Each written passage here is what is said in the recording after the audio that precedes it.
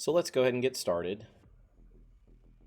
Before we get started, this specific method is used for mainly with shots that have quite a bit of straight lines. You could try it on other shots. I don't know if it'll work as well.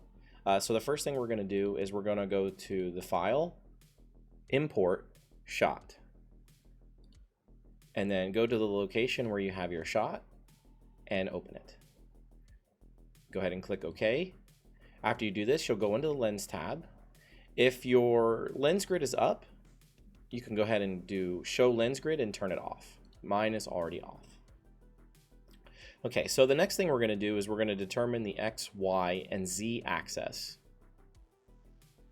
So first thing we're going to do is click add line, and we're going to click here and create the Y line. For this Y line, we're going to put parallel to Y axis.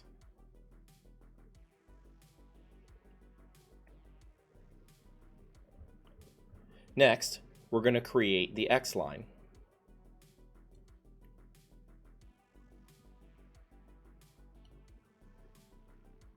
And on this one, we'll choose on X axis.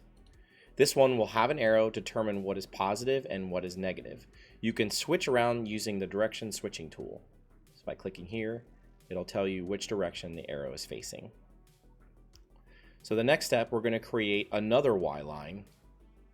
This Y line is going to be for length. So I'll go ahead and put the Y line here. And I will put on Y axis with length. See how it'll have the arrow that's facing up? So what this will do is this will allow you to set a size. So based off of this, I'm going to say maybe it's about, 3 feet. So from here, this will depend on what you're using, the measuring space that you're using. It can change. So after you do that, you'll basically create multiple lines. So I'm gonna go in and create a few more lines so we can get some space in here, so we can get some good lines. Click here, put parallel to Y axis, do another line here,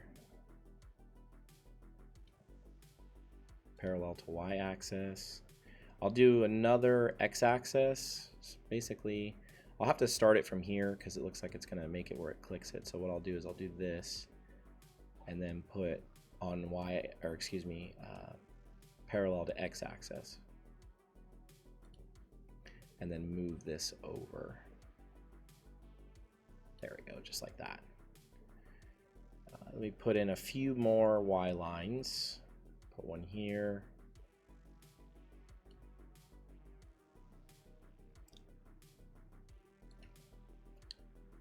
See.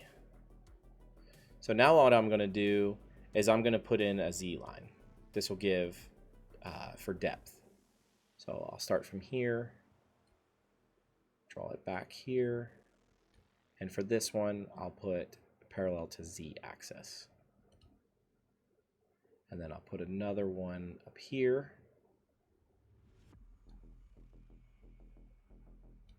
And then parallel to Z axis. And then I'll put another one over here as well. Start from here, move it to right about there. You want to try to get as many lines as you can. It'll give you a much better solve. So I'll put parallel to Z, put another one right here, parallel to Z axis, put another one probably here, parallel to Z axis. I think we have a decent amount of lines. I'll put one more right about here and then put this one parallel to Y axis.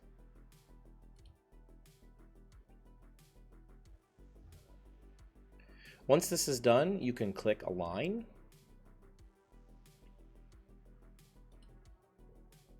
And this will basically create a camera and align the shot. Once you've done this, to test it, you can go into 3D.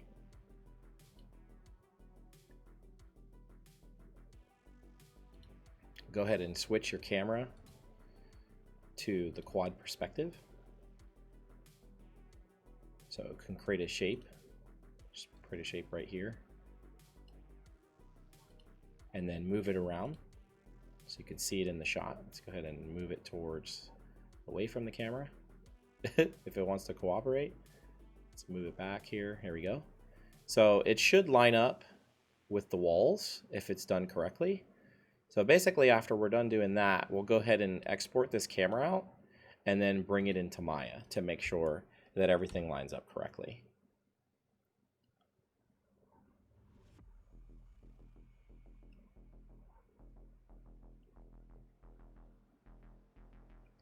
So how we'll do that is we'll go to File, Export, and then we'll have to go to, depending on which version you're using, you may have to go to, let's see, where did it go? Older, and then Maya ASCII scene.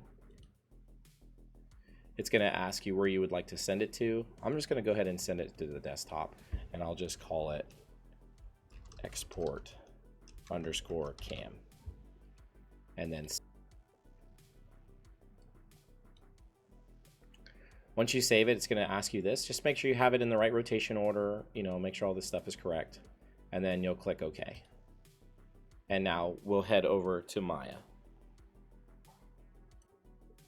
Okay, so once you're in Maya, you'll go up to File, Import, and then you'll import what you exported from Syntheyes into here, into Maya. Once you have it exported into Maya, you'll go to Panels, Perspective, and then you'll select the camera. And then once you do that, it will bring this display here. Now keep in mind that the resolution here is not going to be the same as the image. You want to make sure that you go into your render settings and change the resolution of what the actual image is to the render settings. That way you can get the most accurate for that, for when you render.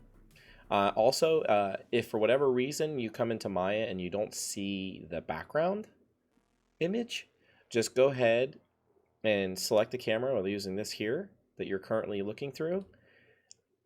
And then you'll want to go scroll down to where it says environment and then click this here. And then basically you can refresh it through here using the image sequence, even though it's only one image, but you can, this is how you'll make sure that it shows back up. So you can do it through there. So now, once we have that done, what I like to do is I'll create a cube. And then basically once I create the cube, I'll basically make it bigger until it fills the space, and then I will move it over until it lines up on the wall, both top and bottom. I try not to move it up and down because you want to make sure that you get the actual position correctly. So I'll move it with scaling and then moving it around. I try to only move both left and right. I try not to go on the y-axis because it'll mess up the way that the position is. So once I go from there, I'll start moving in the sides. So I'll select the face, make sure I select the right face. So take this face and then I'll move it over so it matches the wall. And then once I do that, I'll select this face and then move it back so it basically takes up that area. And then I will go ahead and remove the face so that you can see through it. And then also what I'll do from there now is I'll bring up the floor until the floor matches the perspective and then go basically from there. So now that I have that, I pretty much have a good idea of the position and of everything that I want to use. And then what I'll go from there as far as blocking out goes, I'll just create another cube and bring it in the shot. And then make sure that it's at the correct position and you can line it up. And a good thing to use is that if you go into your perspective view, you can kind of go in and I would turn off X-ray for just a second so you can see. And then I would move the position of the cube so that you have it, up against the wall or however you want to do it. You can zoom in on the cube and then basically snap this over using the V key and move it in position so that it's up against the wall. And then that's usually what I'll do. And then I'll go back into the camera turn this back on X-ray so we can actually see. And then I'll move this around, not in Y. I always try to avoid moving it in Y. And then just move it till it lines that position, and then move it over until I get it in spot. And this is, to me, it's pretty, everybody has their own methods and their ways of doing it. This is how I do it, and this is, to me, it seems a lot better, or not better, but easier to do, because then I can just move things where I need them and position them, you know, like where this chair is, or the table, and just move it around and just play with it until you get it in a good position. But this will give you the wall a pretty good idea of the position of the size, and then you can basically go in from there and then just start modeling out the room. So yeah, I hope you liked this video. If it was helpful, give it a like, subscribe for new videos, and if you have any other videos that you want to recommend, please leave it in the comments below. Thank you, and bye.